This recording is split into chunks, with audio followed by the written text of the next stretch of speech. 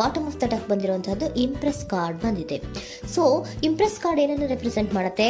ಕೆಲವೊಂದು ರೀತಿಯ ನಿಮ್ಮ ಲವ್ ಲೈಫಿನ ವಿಚಾರದಲ್ಲಿ ಶಾಂತವಾಗಿರ್ಬೇಕು, ಸಮಾಧಾನವಾಗಿರ್ಬೇಕು, ಒಂದು ಪ್ರೀತಿ ಇರಬೇಕು ಅನ್ನುವಂತಹದ್ದು, ಮತ್ತೆ ಒಂದು ಸ್ಟೇಬಲ್ ಆಗಿರ್ಬೇಕು ಅನ್ನುವಂತಹ ರೀತಿಯಲ್ಲಿ ನೀವು ಆಲೋಚನೆಯನ್ನು ಮಾಡ್ತಾ ಇರುವಂತಹದ್ದು ಬಾಟಮ್ ಆಫ್ ದ ಡೆಕ್ ಅಲ್ಲಿ ರೆಪ್ರೆಸೆಂಟ್ ಆಗ್ತದೆ. ಲೈಫಿನ ವಿಚಾರದಲ್ಲಿ ನೀವು ಪಾಸ್ಟಿನಲ್ಲಿ ಕೆಲವೊಂದು ರೀತಿಯ ಕೆಲವೊಬ್ಬರಿಗೆ ಸೋಲ್ಮೇಟ್ ಕನೆಕ್ಷನ್ ಅನ್ನ ರೆಪ್ರೆಸೆಂಟ್ ಮಾಡ್ತಾ ಇದೆ ಕೆಲವೊಬ್ಬರಿಗೆ. ಓಕೆನಾ? ನಿಮ್ಮ ಪ್ರೀತಿಯಲ್ಲಿ ಒಂದು ರೀತಿಯ ಬಾಂಡೇಜ್ ಇರುವಂತಹದ್ದು ರೆಪ್ರೆಸೆಂಟ್ ಆಗ್ತಾ ಇದೆ. ಹಾರ್ಮೋನಿಗಳು ಇರುವಂತಹದ್ದು ರೆಪ್ರೆಸೆಂಟ್ ಆಗ್ತದೆ ಕೆಲವೊಬ್ಬರಿಗೆ. ಓಕೆನಾ? ಮತ್ತೆ ಕೆಲವೊಬ್ಬರಿಗೆ ನಿಮ್ಮ ಲವ್ ಲೈಫ್ ನ ವಿಚಾರದಲ್ಲಿ ಥರ್ಡ್ ಪಾರ್ಟಿ ಸಿಚುಯೇಷನ್ ಅನ್ನ ರೆಪ್ರೆಸೆಂಟ್ ಆಗ್ತಾ ಇದೆ. ಓಕೆನಾ? ಥರ್ಡ್ ಪಾರ್ಟಿ ಸಿಚುಯೇಷನ್ಸ್ ಅನ್ನ ರೆಪ್ರೆಸೆಂಟ್ ಮಾಡ್ತದೆ ನಿಯರ್ ಪಾಸ್ಟಿನಲ್ಲಿ ನಿಮಗೆ.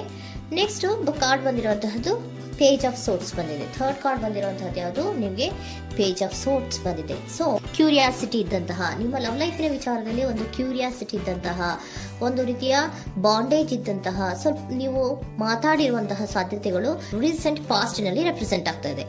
ಸೊ ನಿಮ್ಮ ಲವ್ ಲೈಫಿನ ವಿಚಾರವಾಗಿ ಒಂದು ರೀತಿಯ ಬಾಂಡೇಜ್ ಇರುವಂತಹದ್ದು, ನೀವು ಕೆಲವೊಬ್ಬರಿಗೆ ಥರ್ಡ್ ಪಾರ್ಟಿ ಸಿಚುಯೇಷನ್ ಮತ್ತೆ ಕೆಲವೊಬ್ಬರಿಗೆ ಸೋಲ್ಮೇಟ್ ಕನೆಕ್ಷನ್ ಅನ್ನ ರೆಪ್ರೆಸೆಂಟ್ ಮಾಡ್ತಾ ಇದೆ. ಮತ್ತೆ ನಿಮ್ಮ ಲವ್ ಲೈಫಿನ ವಿಚಾರದಲ್ಲಿ ನೀವು ಮಾತಾಡಿರುವಂತಹದ್ದು ಕೂಡ ಕೆಲವೊಂದು ರೀತಿಯ ಮಾತುಕತೆಗಳು ಆಡಿರುವಂತಹದ್ದು, ಹೊಸ ಐಡಿಯಾಗಳನ್ನ ಮಾಡಿರುವಂತಹದ್ದು ಇಲ್ಲಿ ರೆಪ್ರೆಸೆಂಟ್ ಆಗ್ತದೆ. ಮೇ ಬಿ ನೀವು ಫ್ರೆಂಡ್ಸ್ ಗಳ ಮೂಲಕ ನೀವು ನಿಮ್ಮ ಪರ್ಸನ್ ಅನ್ನ ಭೇಟಿಯಾಗಿರಬಹುದು. ಯಾವುದೋ ಕೆಲವೊಂದು ಫಂಕ್ಷನ್ ಗಳಲ್ಲಿ ನೀವು ನಿಮ್ಮ ಪರ್ಸನ್ ಅನ್ನ ಭೇಟಿಯಾಗಿರುವಂತಹ ಸಾಧ್ಯತೆಗಳು ಇದೆ ಅನ್ನೋದನ್ನ ನಿಮ್ಮ ಪಾಸ್ಟ್ ನಲ್ಲಿ ರೆಪ್ರೆಸೆಂಟ್ ಮಾಡ್ತಾ ಇದೆ.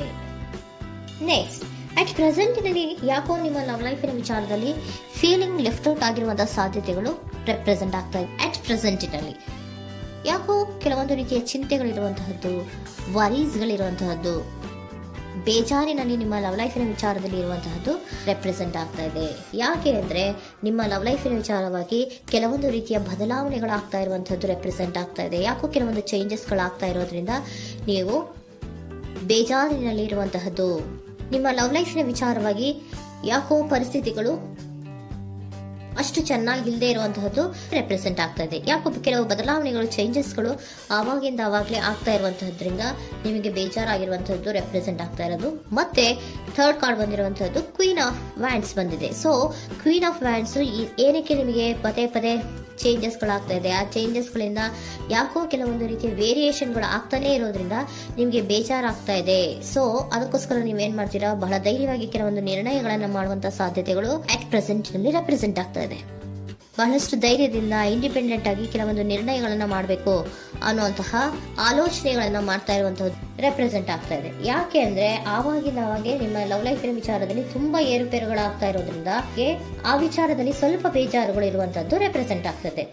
ಇನ್ ಇಮಿಡಿಯೇಟ್ ಫ್ಯೂಚರಿನಲ್ಲಿ ಯಾಕೋ ನೀವು ಕೆಲವೊಂದು ವಿಚಾರಗಳಲ್ಲಿ ನೋಡಿ ಆತಂಕ ಪಡ್ತಾ ಇರುವಂತಹ, ಎಗೇನ್ ಬೇಜಾರನ್ನ ಪಡ್ತಾ ಇರುವಂತಹದ್ದು, ನಿದ್ರಾಹೀನತೆಯನ್ನ ಮಾಡ್ಕೋತಾ ಇರುವಂತಹದ್ದು, ಸ್ಟ್ರೆಸ್ಸಿನಲ್ಲಿ ಇರುವಂತಹದ್ದು ರೆಪ್ರೆಸೆಂಟ್ ಆಗ್ತಾ ಇದೆ.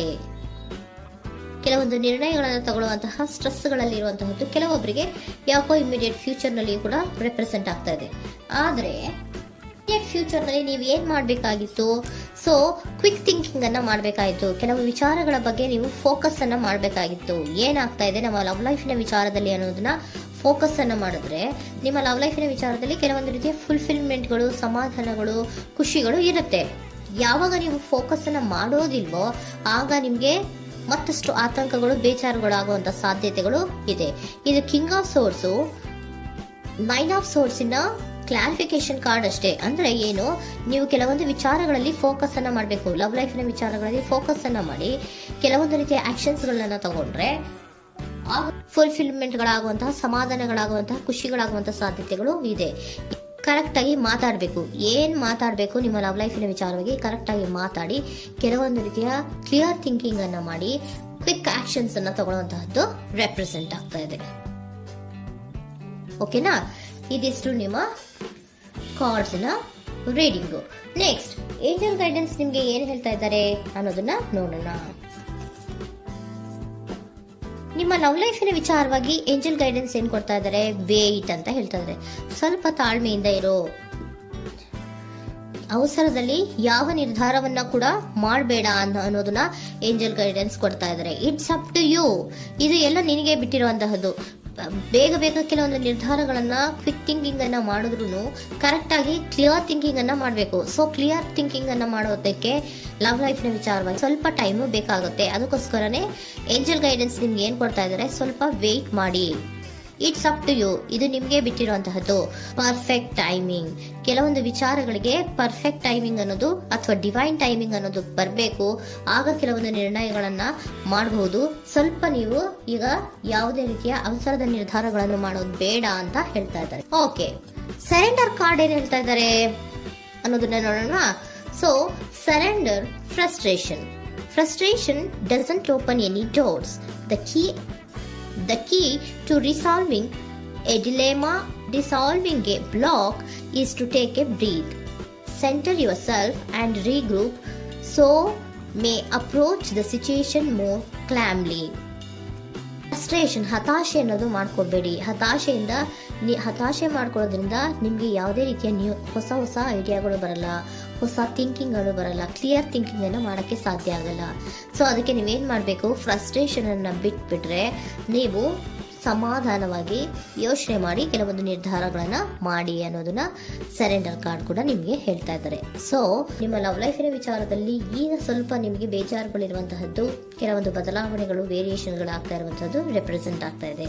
ಸೊ ನಿಮ್ಮ ಲವ್ ಲೈಫಿನ ವಿಚಾರಕ್ಕೆ ಫ್ಯೂಚರಿನಲ್ಲಿ ಕೆಲವೊಂದು ಆಕ್ಷನ್ಸ್ ಅನ್ನ ತಗೋಬೇಕಾದ್ರೆ ಸ್ವಲ್ಪ ವೇಟ್ ಮಾಡಬೇಕು, ಕ್ಲಿಯರ್ ಆಗಿ ಥಿಂಕ್ ಮಾಡಬೇಕು, ಅದರಲ್ಲೇ ಆಕ್ಷನ್ಸ್ ಅನ್ನ ತಗೋಬೇಕು ಅನ್ನೋದನ್ನ ಹೇಳ್ತಾ ಇದ್ದಾರೆ. ಓಕೆನಾ? ಆಗ ಮಾತ್ರ ನಿಮಗೆ ನಿಮ್ಮ ಎನರ್ಜಿಯಲ್ಲಿ ಏನ್ ಶಾಂತತೆ ಬರಬೇಕು ಅಂತ ಹೇಳ್ತೀರಲ್ಲ, ಆ ಶಾಂತತೆ ಏನ್ ಬರಬೇಕು, ಲವ್ ಲೈಫಿನ ವಿಚಾರವಾಗಿ ಶಾಂತತೆ ಯಾವಾಗ ಬರುತ್ತೆ ಅಂದ್ರೆ ನೀವು ಕ್ಲಿಯರ್ ಥಿಂಕಿಂಗ್ ಅನ್ನ ಮಾಡಿದಾಗ ಮಾತ್ರ ಬರುವಂತಹದ್ದು ಅನ್ನೋದು ಕಾರ್ಡ್ಸ್ಗಳಲ್ಲಿ ರೆಪ್ರೆಸೆಂಟ್ ಆಗ್ತದೆ.